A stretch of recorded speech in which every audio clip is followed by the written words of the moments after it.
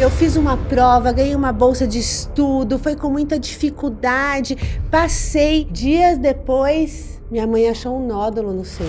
E aí, Marcos? Eu teria que ir mesmo assim. Você pode, então, continuar preso e triste e deixando seu pai feliz e você não vai pra vida. Aí quando ele morrer, aí você tá livre pra viver. É pesado isso, mas tem muita gente que precisa que os pais morram pra se sentir livres. Dependência emocional com o pai. O que eu faço? A gente precisa entender todo um contexto, né? Mas quando a gente fala de dependência emocional, trazendo porque a gente acredita e vive aqui dentro da aliança, o que a gente quer dizer com isso? Que toda demora nos resultados esconde uma espera nas relações. Então, se você tem aí uma dependência emocional com o seu pai, com a sua mãe, seja com quem for, essa dependência está impedindo de você avançar na vida.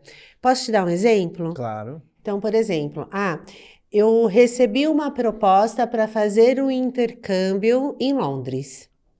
Vou estudar, fazer qualquer coisa lá.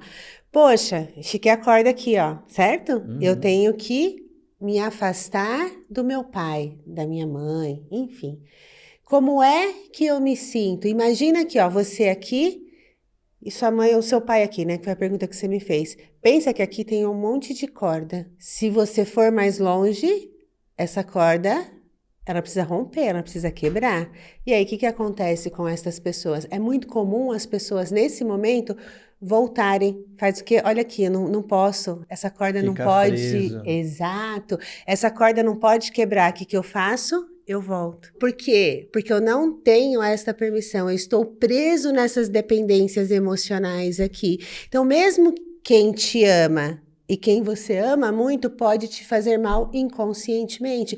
Isso é que a gente chama dessa dependência. Então, vamos supor que essa experiência de você fazer este intercâmbio, de você viajar, ficar um tempo fora, para a tua vida é extremamente rico, vai te trazer uma bagagem absurda, vai abrir um mundo de possibilidades, mas você não pode, Marcos, ir. Porque se você for, o que acontece aqui? Quem que você deixa para trás? Você se afasta de quem? Poxa, mas no dia que eu marquei, estava tudo certo, eu fiz uma prova, ganhei uma bolsa de estudo, foi com muita dificuldade, passei. Quando eu dei a notícia para minha mãe e para o meu pai, eles falaram que ia ficar muito triste se eu fosse.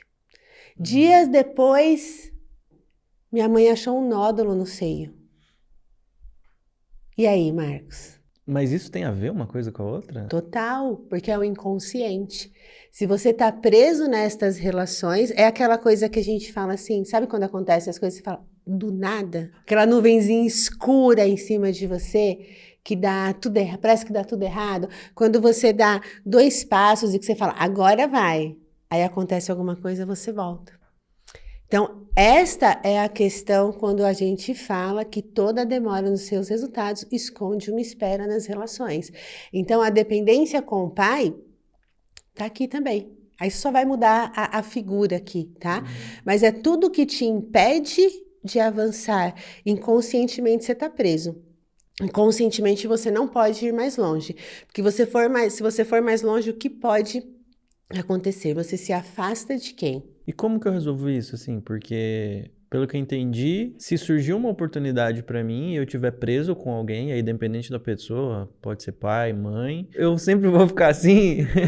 Aí é uma escolha. Mas assim, a gente entende que relações saudáveis, elas exigem vínculos fortes e limites claros. Então, mãe e pai, eu te amo. Você foi muito importante para mim até aqui, mas eu preciso voar. Eu estou indo, eu vou construir a minha vida, a minha família, seja o que for. Eu não deixo de amar, eu não abandono. Não é que eu viro as costas e falo assim, vocês não significam nada para mim de forma alguma. Mas eu estabeleço limites claros, né? E o limite claro é até aqui.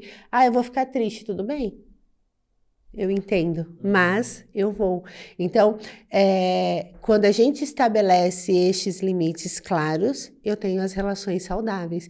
Então, eu não vou deixar que o outro interfira na minha vida a ponto de me impedir de avançar e também não interfiro na vida do outro, porque pode acontecer isso também. E mesmo se a pessoa ficar triste, então, mesmo no caso, se eu for avançar assim para esse exemplo que você trouxe, se meu pai fosse ficar triste, eu teria que ir mesmo assim. É uma escolha, Marcos. Você pode, então, continuar preso e triste e deixando seu pai feliz e você não vai para a vida. Aí, quando ele morrer, aí você tá livre para viver.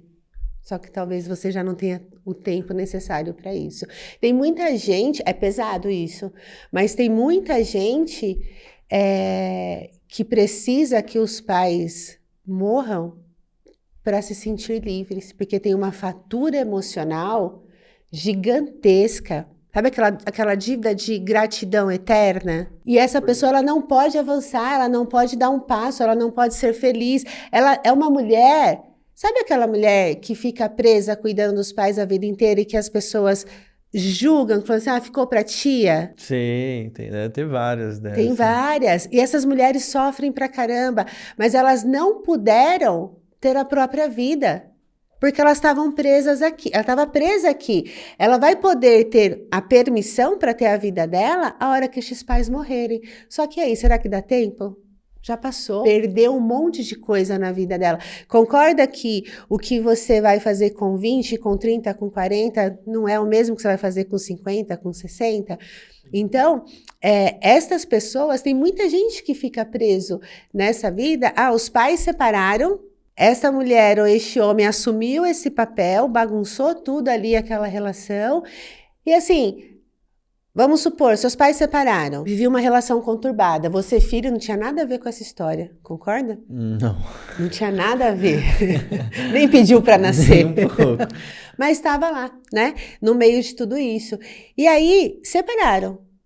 Seu pai foi embora e a sua mãe ficou destruída ali dentro de casa. Você, filho, via aquela situação, sentia uma obrigação de cuidar dessa mãe, de fazer aquilo que o pai, que o marido deveria ter feito. Mas isso é errado? Muito, porque pensa só, você neste lugar, você assume um papel de marido da sua mãe. Você nunca vai conseguir ter uma boa mulher para você. Aí é onde entra o do nada. Não aparece uma mulher boa para você, não aparece um homem bom para você, é a do dedo podre, sabe? Tudo que aparece é tranqueira. Por quê? Porque se aparecer um homem bom de verdade, vai tirar ela deste lugar e ela inconscientemente não quer ir, porque ela está casada com o pai, está casada com a sua mãe. Então não vai aparecer ninguém bom o suficiente para te fazer sair. Olha a corda. Olha você tentando. Porque pensa assim, apareceu uma mulher incrível para você, os seus sonhos, tudo que você queria. Se você for, o que acontece? Você tem que deixar sua mãe aqui, É verdade. E aí, como é que você vai deixar sua mãe? Se você assumiu um papel que não era seu.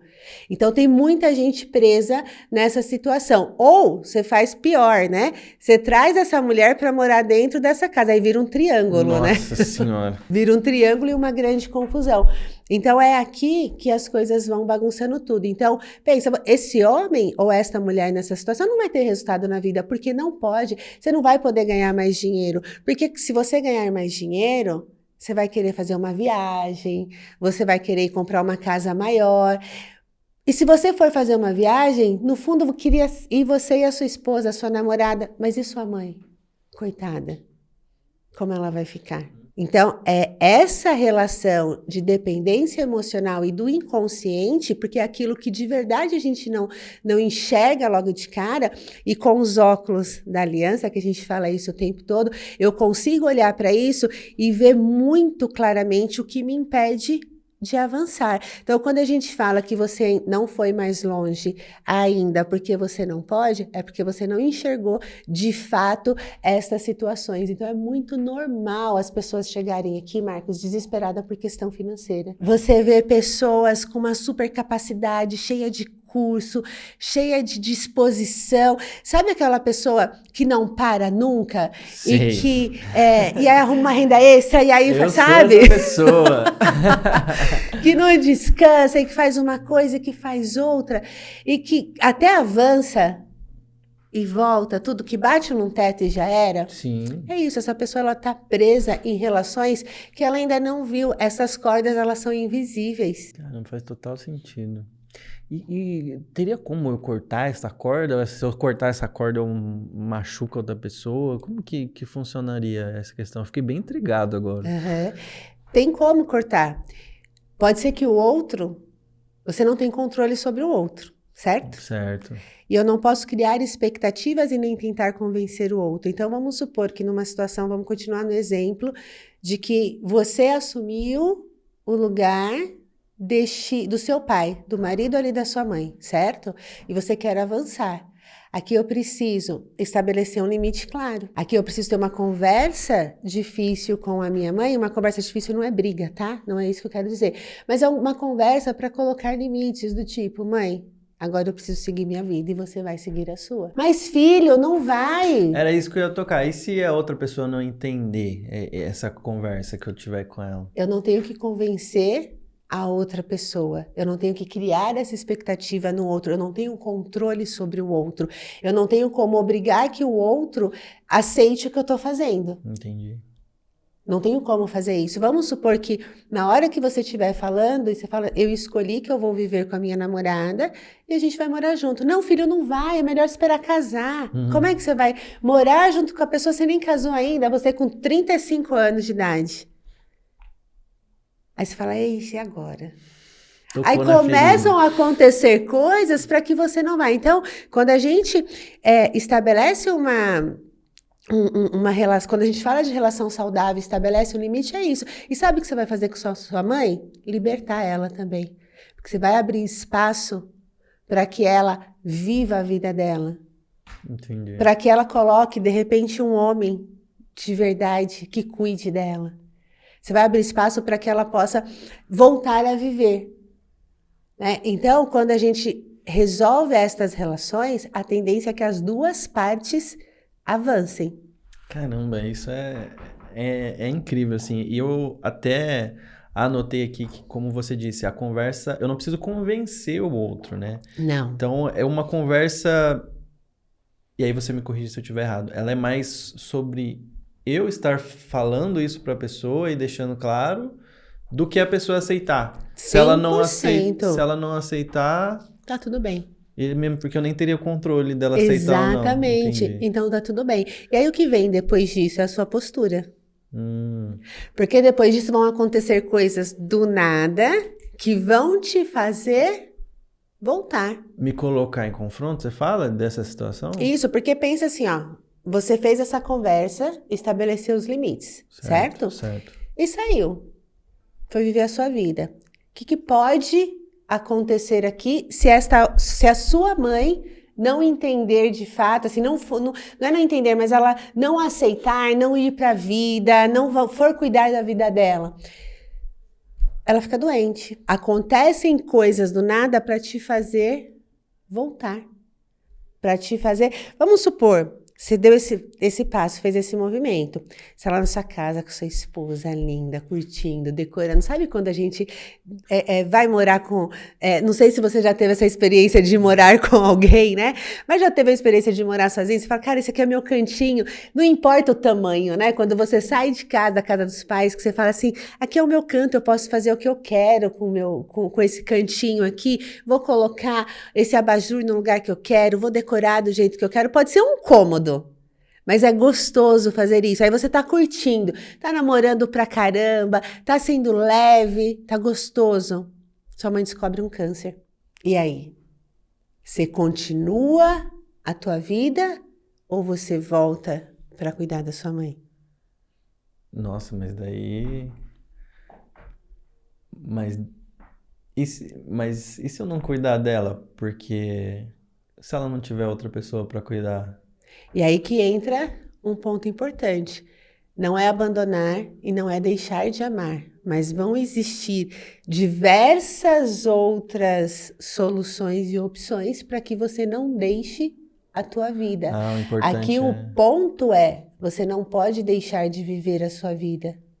Entendi. Isso vai fazer, inclusive, com que ela se cure mais rápido, vamos dizer assim. Por quê? A doença ali, ele perdeu a utilidade. Agora, se você volta... Não, peraí, utilidade. Não, calma aí que você tá me confundindo. A doença perdeu a utilidade. Como assim? Isso mesmo, a gente fala aqui que é assim, ó, não tire a doença do doente. Como assim? Às vezes, Marcos, dói, sabia? Mas às vezes, não é às vezes, são todas as vezes, aquela doença, ela tem uma utilidade. Inconsciente, obviamente, porque ninguém tá feliz, saltitante, pulando, vivendo sua vida e fala, eu vou ter um câncer. Obviamente que não. Entendi. Mas, por trás de toda doença existe uma utilidade. Seja para te proteger de algo, seja para que você segure alguém. De não ir, como nesse caso. Exato. Eu conheço uma pessoa que teve um câncer e ela falou assim, depois que passou pelo processo, que o câncer salvou a vida dela. Como assim o câncer salvou a sua vida, né? Porque eu pude descansar, ela trabalhava em 2, 3 empregos, porque ele me permitiu que eu descansasse e ficasse mais próximo da minha filha, que era pequena e que eu queria ficar e não podia. Olha a utilidade dessa doença. Então, quando você entende isso, você não precisa se punir e passar por essas situações, entende? Uhum. Então, se eu tenho uma relação saudável, se eu sou a sua mãe e tenho uma relação saudável com você, eu não preciso ficar doente para ter você perto de mim, porque eu quero você perto de mim de forma saudável. Eu quero você perto de mim, a gente comemorando, não sendo aquela coisa, aquela, sabe, no almoço de domingo, aquela obrigação de falar assim, caramba, faz 6 meses que eu não vejo a minha mãe, é melhor ir lá dar um oi pra ela? Sim. É pra bater um cartão aqui? Eu quero que o meu filho, ele fale assim, que gostoso, hoje é dia da gente estar todo mundo reunido, bater papo e dar risada, sem cobrança. Eu quero poder estar, tipo assim, com o neto para curtir aquele neto de forma saudável. Sabe aquela avó que daí tem aquela coisa, não pode dar isso, e a avó tá fazendo, ter esse convívio. Então, essa é a relação saudável. Eu não interfiro na vida do meu filho, eu não direciono para o que ele deve ou não fazer nesse sentido. Então, eu não vou precisar ficar doente para que ele cuide de mim, porque eu não quero que ele volte para cuidar de mim. Ele tem a vida dele e eu quero que ele voe. Então, quando a gente entende este mecanismo, nossa. E você trouxe em relação da mãe, mas aí eu vim pensando várias coisas aqui enquanto você falava, né?